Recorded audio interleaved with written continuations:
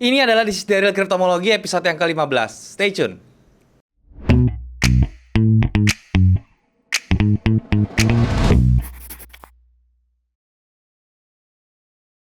Halo guys, balik lagi sama gue Daryl di This is Daryl Channel. Dan hari kita masuk ke segmen This is Daryl Cryptomology episode yang ke-15. Buat kalian yang belum tahu, ini adalah segmen membahas kondisi cryptocurrency ya, dimulai dari market cap totalnya sampai dengan Bitcoinnya dan juga altcoinnya. Dan sebelum gue mulai, gue mau ingetin buat kalian yang belum punya grup trading, kalian bisa join di grup trading gue yang gue buat di aplikasi Discord, linknya ada di bawah. Kalian tinggal klik link tersebut untuk join dan kemudian kita bisa langsung diskusi bareng di sana. Gue nggak pernah punya grup lain selain di Discord, jadi kalau misalnya ada mengatasnamakan gue di platform lain seperti Telegram dan juga Facebook dan menawarkan investasi dalam bentuk apapun, harap hati-hati karena itu sudah dipastikan adalah penipuan. Jadi kalian jangan transfer teman-teman, oke? Nah teman-teman, berbicara tentang Bitcoin ya, di minggu kemarin itu banyak lagi berita-berita yang nggak enak tentang Bitcoin, terutama tentang exchangernya teman-teman ya. Yang kita tahu Binance itu sekarang lagi ada masalah dengan UK dan juga Kanada, yang mana mereka di-ban teman-teman ya, nggak boleh bertransaksi dengan menggunakan Binance ya. Gue juga nggak ngerti kenapa alasannya, tapi yang jelas mungkin ini berhubungan dengan politik ya teman-teman ya, karena yang kita tahu memang transaksi cryptocurrency ini sekarang terbesar tuh ada di Binance teman-teman ya, dan yang kita lihat Coinbase sudah mulai menurun ya, Kraken juga mulai menurun. Apakah ini menjadi faktor ya untuk Binance itu exchangernya itu di-ban di berbagai negara, dimulai dari Kanada dan juga UK? Ya kita nggak tahu, tetapi yang jelas berita tersebut tidak terlalu berefek parah terhadap Bitcoin ternyata ya, karena kemarin kita lihat Bitcoin itu pada saat berita keluar bukannya koreksi ya, malah dia sempat naik sedikit ya teman-teman ya. Dan sekarang justru gimana kondisi Bitcoin dan apakah Bitcoin sudah mulai untuk recover atau belum? Market cap-nya juga nanti kita bahas semua dan altcoin-nya juga kita bahas semua. Tapi seperti biasa gue akan bahasnya di monitor supaya bisa lebih jelas dan lebih berinteraksi dengan chart. So sekarang langsung kita ke monitor teman-teman. Oke teman-teman, sekarang kita sudah ada di monitor dan seperti biasa sekarang gue sedang menggunakan tradingview.com. Ini adalah platform yang gue gunakan untuk analisa saham dan juga cryptocurrency teman-teman ya. Kalau misalnya kalian belum punya chart itu, kalian bisa cek nih di tradingview.com. Kalau nggak pakai link di bawah, kalian tinggal klik tersebut, daftar gratis. Kalau misalnya kalian mau beli yang pro juga itu worth it banget karena cuma $15 per bulan, tapi benefit yang kalian dapat dari TradingView ini luar biasa banget. Kalian nanti coba sendiri deh. Ya, itu bisa fiturnya nambah, terutama dari jumlah indikatornya bisa nambah, terus juga dari filtering ya teman-teman, terutama buat kalian yang saham ya, kalian bisa filtering tuh saham, jadi nggak usah ribet-ribet untuk nyari saham-saham yang bagus. Kalian tinggal masukin filternya ya, terus kalian bisa langsung dapat saham-saham yang bagus. Oke, anyway teman-teman ya, hari ini kita masuk ke This is Daryl Cryptomology episode 15, yang mana kita seperti biasa membahas tentang cryptocurrency ya, yang apa sih, yang gue mulai dari market cap-nya, gimana tentang crypto, dan juga gue bahas Bitcoin-nya, dan nanti gue bahas ke altcoin-nya juga teman-teman. Oke. Nah di sini gue mau bahas dulu tentang sentimen-sentimen seputar kripto yang ada di minggu lalu ya, yang paling yang paling menurut gue paling beritanya paling lumayan itu adalah tentang Binance yang di-block teman-teman. Kalian sering mungkin udah dengar ya. Binance lagi di-ban atau di-block, gak boleh bertransaksi di Kanada dan juga di Inggris, UK teman-teman, di dua negara tersebut. Tetapi apakah itu berpengaruh? Ternyata setelah gue lihat ternyata tidak terlalu berpengaruh terhadap Bitcoin teman-teman. Ternyata Bitcoin ini harganya santai-santai aja, santai-santai aja. Bahkan pada saat berita itu keluar, harga Bitcoin malah rally naik ya teman-teman, dari sekitar 30 ribuan sampai ke 35 ribuan justru ya. Jadi belum kelihatan efeknya ya. Gue nggak tahu nanti efeknya ke depan gimana. Dan untuk Binance Coin-nya pun BNB juga itu tidak terlalu berpengaruh, malahan dia hijau pas berita keluar ya. So, apakah ini menjadi pertanda bahwa Bitcoin itu memang ternyata ya hidupnya decentralized teman-teman? Tidak, sudah mulai kelihatan nih dia tidak terpengaruh sama berita apapun. Yang penting selama orang tersebut melihat satu value dari koin tersebut ya, harganya akan terus termaintain mungkin ya. Nah, sekarang kita akan bahas dulu seperti biasa dari market cap-nya, teman-teman. Untuk kita bahas kripto dari market cap-nya seperti apa, apakah Bitcoin sudah mulai recover, market cap kripto sudah mulai recover atau belum. Kita cek, teman-teman ya. Nah, ini adalah di depan ini adalah chart dari market cap ya semua cryptocurrency termasuk Bitcoin. Kita lihat sekarang dia lagi bikin base lagi, teman-teman ya, base kecil lagi di level base-nya tuh di market cap di antara 1,2 T sampai 1,4 triliun. Dia berhenti di 1,4 triliun, ketahan. Kenapa? Karena di 1,4 triliun itu merupakan area resistance ya teman-teman. Yang tadinya support di break sekarang jadi resistance ya. Dia ketahan teman-teman. Kalau misalnya kalian lihat nih, Ini ada level resistance di level sekian. Saya gambar dulu. Nah, di level sekian ya. Kalian bisa lihat ya, begitu dia kena, dia ke retrace lagi, dia mulai naik lagi, terus ke reject lagi. Sekarang dia mencoba buat masuk lagi. Nah, nanti kalau misalnya ini harga market cap-nya sudah break di atas 1,4 triliun, teman-teman, 1,42 lah ya. 1,42 teh di atas ini, masuk lagi ke atas dan dia bisa bermain di atas ini bisa menjadi sesuatu yang langkah pertama ya, teman-teman ya. Jadi langkah pertamanya sekarang justru dia masuk lagi ke area 1,4 sampai 1,8. Nah, nanti berikutnya begitu udah masuk bermain lagi 1,4 dia bisa break lagi di atas 1,8, itu baru nanti market cap-nya kembali ke jalur bullish, teman-teman ya. Dan itu bisa sebagai pengharapan bahwa oh ternyata cryptocurrency sudah masuk ke jalur bullish lagi. Nanti tetap poinnya tetap saja di 1,8 triliun ya, di market cap 1,8 triliun. Kalian bisa cek nanti itu seperti apa gitu ya. Itu untuk market cap cryptocurrency secara total. Sekarang kita coba cek market kripto yang yang di luar ya. Jadi ini altcoinnya aja. Gimana altcoin? Nah, untuk altcoinnya ini sendiri sama teman-teman kurang lebih ya, tapi dia masih agak jauh ya. Jadi dia harus tembus di atas, harus masuk lagi di atas 782 billion. Jadi kalau misalnya kita sudah mulai melihat market cap-nya sudah close di level 785 billion ya, atau 790 atau bahkan 800 billion, itu sudah masuk satu pertanda bagus. Sampai-sampai nanti dia harus break di atas 1,019 triliun ya, 1 triliun ya, 1 T ya. Kalau dia bisa break di atas 1 T, berarti altcoin itu juga sudah masuk ke jalur bullish-nya lagi, teman-teman ya. Sekarang kita masih lihat dia apakah bisa bertahan ya di atas 785 billion. Kalau misalnya dia sampai 780-an terus di reject lagi ke bawah, itu berbahaya. Karena ya dia bisa jadi masuk ke level, ke area nanti levelnya tuh 500B-an ya, 515 billion seperti yang gue bilang. Kenapa? Karena pada dasarnya memang market cap-nya sih, baik yang total, yang cryptocurrency semua sama di altcoin-nya ini juga masih bearish sebenarnya ya, masih di jalur bearish. Dia bikin konsolidasi, sekarang konsolidasinya break, sekarang dia bikin base kecil lagi, yang mana dia bisa aja dia ke bawah lagi, teman-teman ya, ke 500B. Sedangkan kalau tadi yang total market cap yang semuanya itu dia kalau jebol ke bawah masuk ke area sini, teman-teman ya, ke 900 billion nih, 900 sampai 900 billion sampai 1 triliun. Itu merupakan area demand-nya di market cap-nya. Jadi kedua area tersebut masih bisa kemungkinan dicapai oleh si Bitcoin dan juga altcoin. Jadi kita kalau misalnya kalian mau serok segede-gedenya, tunggu. Kalau gue sih mendingan gue berharap dia turun dulu sampai ke satu T-an ya untuk market cap-nya si kripto gitu loh. Baru gue bisa serok sebanyak-banyaknya. Oke, itu untuk market cap-nya. Sekarang kita coba cek dari mother coin-nya dulu, Bitcoin seperti biasa ya. Nah, untuk Bitcoin-nya sendiri, teman-teman ya, dia masih aja di situ-situ aja ya, masih aja di level 34.800 yang terakhir, teman-teman, di hari Selasa ini ya. Dan nanti Kamis kita lihat kapan berapa lagi.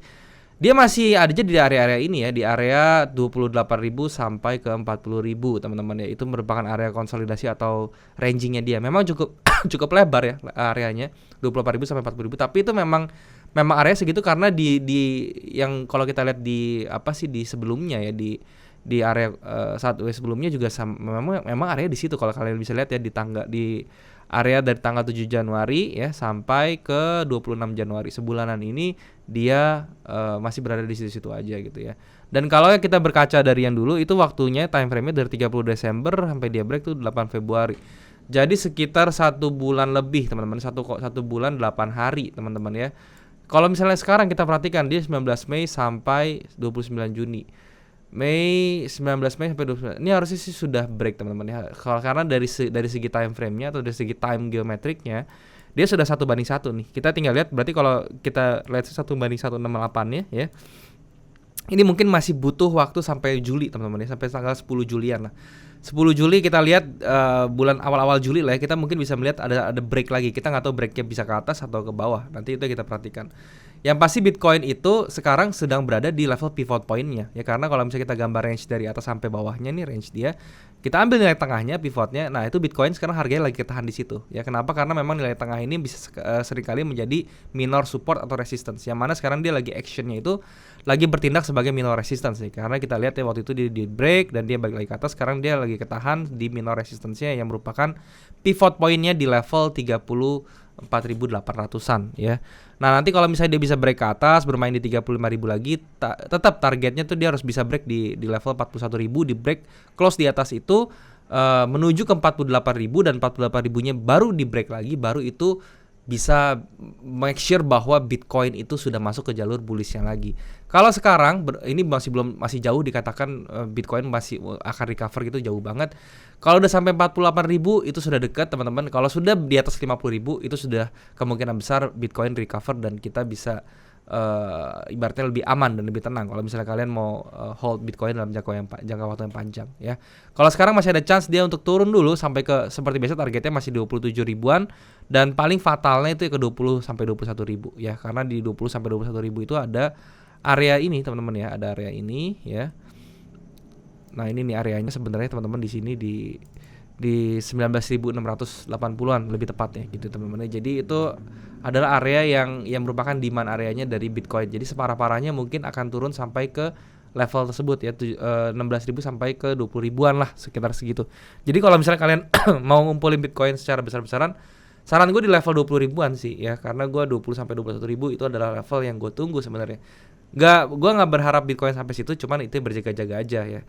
Mulai akumulasi 27.000, dia turun ke 27.000, kalian boleh ambil karena 27.000 itu adalah level 6 Fibonacci 61,8-nya gitu ya, 61,8-nya dari low-nya di tanggal 3 September 2020 gitu lah ya. Sekitar segitu. Oke. Itu untuk Bitcoinnya jadi seperti itu. Sekarang dia lagi berada di fase konsolidasi karena itu merupakan area konsolidasinya juga berkaca dari contoh bulan Januari kemarin, dan kita tunggu dia sampai jebol ke atas dan kembali ke jalur bullishnya. Kita berharap seperti itu semua ya, tapi harus berjaga-jaga. Ingat levelnya 27.000 dan juga 20.000 kalau misalnya kalian mau stay long di Bitcoin. Itu untuk Bitcoinnya. Sekarang kita bahas yang Ethereum teman-teman ya, yaitu merupakan altcoin yang paling besar sekarang ya. Nah, untuk Ethereum ya, harganya sudah mulai naik lagi di atas 2000. Ini merupakan salah satu pertanda yang baik. Kemarin gue bilang ya teman-teman, kalau dia sudah bisa balik ke atas 2000 itu merupakan sesuatu yang baik. Nah, sekarang targetnya berapa yang harus dicapai ya? Dia harus break di level 2500 sekarang teman-teman ya. Jadi Ethereum itu kemarin sudah mantul di area 1600-nya gitu ya, di pivot point di mana ternyata dia benar-benar mantul. Dan dia berhasil break di atas 2000. Sekarang targetnya dia harus break di atas 2500, harus tercapai nih. 2500 harus dikejar ya. Jadi skenario-nya dia harus break dulu di atas 2500 seperti ini. Kena mungkin di level 2870, kemudian dia akan retrace lagi ke bawah sedikit sampai di level 2500-an, baru dia bisa up lagi ke atas. Ya, itu mungkin skenario dari Ethereum seperti itu ya. Dari segi price action-nya juga ini sudah false break, berarti teman-temannya ke atas. Ini merupakan salah satu pertanda yang bagus juga karena di dalam false break itu pasti ada momentum untuk ke atas ya. So Ethereum ini secara price action-nya juga sudah mulai membaik ya. Dari price-nya, dari chart-nya ya, antara altcoin dan juga Bitcoin, ini altcoin ini lebih oke karena dia mengandung lebih banyak momentum daripada si Bitcoinnya itu sendiri ya, karena di luar kemarin berita-berita jelek ternyata dia tidak berpengaruh dan dia malah ada momentum untuk bullish ya untuk si Ethereum seperti itu.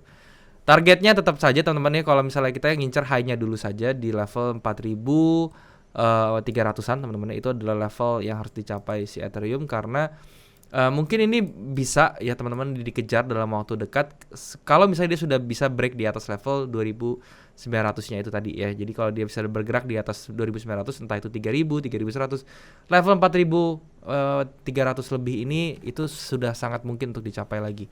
Dan dia kemungkinan akan bikin higher high. Belum lagi ada dorongan tentang Ethereum 2.0. Kalau misalnya kalian belum tahu infonya, kalian bisa googling aja tentang Ethereum 2.0 itu apa sih. Tetapi itu yang gue percaya bakal mendorong harga Ethereum bakal to the moon. Oke, teman-teman. Seperti itu Ethereum-nya. Sekarang kita ke BNB.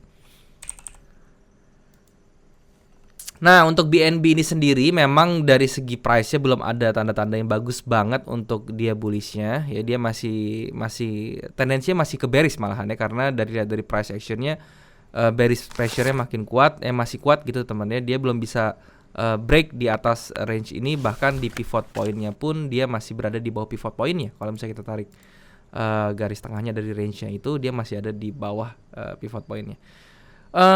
BNB ini harus segera close di atas 300 kalau misalnya dia masih mau aman recover. Kalau dia masih bergerak di bawah $300 terus ya, itu menjadi sesuatu yang berbahaya karena itu mungkin akan dorongan malah ke bawah ya, dan mungkin supportnya akan di break teman-teman di 204. dan dia bisa menuju ke level 130-an ya, 130 sampai 150. Karena ini merupakan area demand kecilnya teman-teman yang bisa menahan harga, dan nextnya itu nanti semua momentum tuh ada di sini untuk bullishnya teman-teman, di 130 sampai 150 dolar per BNB-nya. Oke. Itu untuk BNB seperti itu. Jadi kalau misalnya kalian mau kumpulin BNB, menurut saya belum dulu ya teman-teman, karena kita lebih baik tunggu dulu kalau either dia langsung menuju ke 150-an dan kita bisa akumulasi di level tersebut, atau kita tunggu dulu dia memang biarin aja dia naik dulu sampai bertahan di atas 300, kemudian 350, baru ketika dia dari 350 terus dia retrace lagi 300, kita bisa mulai siap-siap untuk beli lagi BNB. Karena kalau sekarang dia masih berada di bawah tadi ya level yang namanya pivotnya, itu masih berbahaya. Oke, itu untuk BNB. Nah, kemudian kita sekarang ke XRP teman-teman ya. Untuk XRP bagaimana? Kalau untuk XRP dia juga belum ada tanda-tanda yang bagus untuk di buy ya, walaupun teman-teman ya dia sampai ke pivot pointnya atau ke area demand-nya nih di level 0,5 yang kemarin saya bilang. Kemudian dia bikin engulfing dan dia kemarin up ya. Tapi up-nya ini masih kecil ya dorongannya teman-teman ya. Belum ada momentum yang besar sekali, belum ada satu candle Marubozu yang bisa melambangkan bahwa buyer itu sudah kuat di dalam sini. Masih belum ada. Bahkan di sini di price action-nya menandakan bearish-nya yang masih kuat ya, karena dia masih ketahan. So, level yang harus dia di break ya, itu adalah 0,77, 0,78 teman-teman ya. Itu adalah level XRP harus di break ke atas. Kalau misalnya XRP sudah break di atas 0,78 dan bisa close di atas itu, momentum bullish-nya sudah mulai masuk, dan itu mungkin akan seperti Ethereum teman-teman ya. Dia masih kemungkinan besar bisa masuk ke jalur bullish-nya lagi nantinya ya. Tahap pertama 0,78, kemudian level harus di break, kemudian berikutnya adalah 1,08 ya, 1,08 kalau sudah di break itu XRP sudah lumayan tenang dan bisa masuk ke jalur bullish lagi untuk XRP. Untuk kalian yang mau ambil posisi di sini, kalian sebenarnya bisa kumpulin dari 0,5 kemarin ya untuk averaging. Untuk sekarang kalau saran saya sih mendingan tunggu dulu sampai dia break ke 0,78, kemudian dia retrace, baru kita bisa ambil lagi di posisi tersebut. Jadi tunggu sampai dia sudah masuk ke kondisi yang oke ya, mungkin bergerak sampai dari 0,78 sampai ke 0,9, nanti di 0,9 dia retrace lagi ke 0,78, kita bisa ambil di situ. Oke, itu untuk SRP-nya seperti itu. Dan yang terakhir saya mau bahas tentang Cardano seperti biasa teman-teman ya. Nah, untuk Cardano ini sendiri dia masih bertahan di area sama teman-teman ya. Artinya area konsolidasinya memang di sini ya. Dia masih berada di dalam range tersebut, nothing special, belum ada tanda-tanda untuk momentumnya masuk teman-teman. Cuman di sini dia kena support terus dia ke reject ke atas lagi. Tapi resistance di 1.45 itu juga belum di break dari kemarin ya. Dia harus break dulu teman-teman ke 45 baru dia bisa mulai main di level yang berbeda lagi. Kalau dia sudah 145, level yang bermain di Cardano itu adalah di 1.46 sampai 1.8 ya. Jadi 1.45 di break, nextnya 1.8, baru nanti begitu dia break 1.8, Cardano masuk ke jalur bullish-nya lagi, dan itu sudah bisa menjadi sesuatu yang bagus atau sesuatu yang menenangkan teman-teman ya, seperti itu. Dan bagaimana tentang koin-koin yang shitcoin atau koin-koin yang receh teman-teman ya, seperti Shiba Inu ya. Shiba Inu kita cek di sini. Nah, Shiba Inu nih belum ada tanda-tanda yang bagus buat dia dia bangkit ya. Tapi dia mungkin secara minornya sudah break nih ya. Sudah mulai break ya. Kalau misalnya dia belum ya. Jadi kalau misalnya dia break dulu teman-teman ya. Ini kalau misalnya dia bisa break trenan ini Shiba Inu. Nah, dia bisa break di level masuk ke level 0,0009 aja ya. Itu dia kemungkinan besar masih bisa up teman-teman ya, sampai ke 0,00001 gitu loh ya. Dan ini merupakan lumayan. Jadi kita perhatikan aja kalau kalian lihat chartnya Shiba Inu di daily-nya, kalian lihat aja apakah dia bisa break ini. Karena di daily-nya dia membentuk satu pattern yang cukup bullish ya teman-teman, pattern falling wedge seperti ini, dan kalau dia break ke atas ini bisa menjadi sesuatu yang bagus untuk Shiba Inu. Gitu ya. Jadi Shiba Inu ini bisa sih sebenarnya kalian perhatikan dalam waktu dekat, tunggu sampai dia break falling wedge-nya di break ke atas. Kalian mungkin bisa mengambil kesempatan di sana ya. Nggak usah lama-lama holdnya kalau Shiba Inu seperti ini. Kalian cukup cari 20-30% yang cukup mudah saya rasa di Shiba Inu, koin-koin seperti ini. Oke, itu adalah ya, koin-koin yang sudah gue bahas, dan juga cryptocurrency sudah gue bahas, Bitcoin sudah gue bahas semua. Sekali lagi gue bukan financial advisor teman-teman, jadi apapun yang gue sharing di sini ini pure pendapat gue sebagai seorang trader aja di kripto. Ya, jadi kalau misalnya kalian merasa ini bermanfaat, kalian bisa ambil yang menurut kalian bermanfaat. Tetapi kalau misalnya kalian tidak setuju dengan apa yang gue sharing, kalian bisa komen di bawah gimana pendapat kalian tentang cryptocurrency yang akan kira-kira untuk 1 minggu ke depan lah minimal gitu ya. Dan mungkin sampai sini dulu teman-teman. Thank you sekali lagi. Sekarang kita balik lagi ke kamera. Oke teman-teman, jadi itulah pembahasan gue tentang Bitcoin dan juga altcoin teman-teman ya, serta juga market cap-nya semuanya tentang cryptocurrency. Semoga apa yang gue sharing bisa bermanfaat untuk kalian dan kalian bisa mengambil sesuatu dari video ini. Dan sekali lagi gue bukan financial advisor, jadi apapun yang kalian ambil di sini ini semata-mata hanya pendapat gue sebagai trader di cryptocurrency. Kalian harus sesuaikan dengan money management dan juga trading management kalian kalau misalnya kalian mau ngikutin apa yang gue bilang di sini teman-teman ya. Kalau misalnya kalian merasa ini masuk akal, kalian jadikan ini pelajaran atau kalian ambil hikmahnya. Tapi kalau misalnya kalian merasa apa yang gue sharing kurang tepat buat kalian, kalian bisa komen di bawah seharusnya kayak gimana teman-teman. Kita saling sharing di sini, oke? Dan sekali lagi gue mau ingetin buat kalian yang belum punya grup trading, kalian bisa join di grup trading gue di aplikasi Discord. Linknya ada di bawah, kalian tinggal klik link tersebut dan kemudian kita bisa langsung diskusi bareng di sana. Di sana ada grup tentang forex, saham dan juga kripto. Kalian bisa join dan diskusi sesuai dengan apa yang kalian tradingkan, oke? Dan gue gak pernah punya grup lainnya selain di Discord. Jadi kalau misalnya ada mengatasnamakan gue di platform lain, terutama di Telegram dan juga Facebook, dan mereka menawarkan investasi dalam bentuk apapun, harap hati-hati karena itu sudah dipastikan adalah penipuan. Karena gue gak pernah membuka jasa investasi, titip-titip dana, seperti apapun itu semua. Jadi kalau misalnya kalian disuruh transfer, jangan teman-teman ya, karena itu sudah dipastikan adalah penipuan ya. Dan juga kalian bisa subscribe channel ini kalau misalnya kalian merasa channel ini bermanfaat untuk kalian. Kalian juga bisa bantu like video ini dan juga share ke teman-teman yang lain yang kira-kira membutuhkan info dari video ini.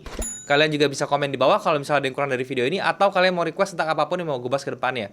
Selama itu berhubungan dengan saham, forex dan juga cryptocurrency, gue pasti akan baca komen kalian dan gue akan usahakan untuk bikin kontennya buat kalian. Nah teman-teman, mungkin videonya sampai sini dulu. Thank you sekali lagi teman-teman buat kalian yang sudah menyempatkan diri untuk nonton video ini. Semoga sekali lagi bisa bermanfaat untuk kalian dan sampai jumpa di next video. Jangan lupa semua orang bisa cuan. Salam sukses. Bye-bye.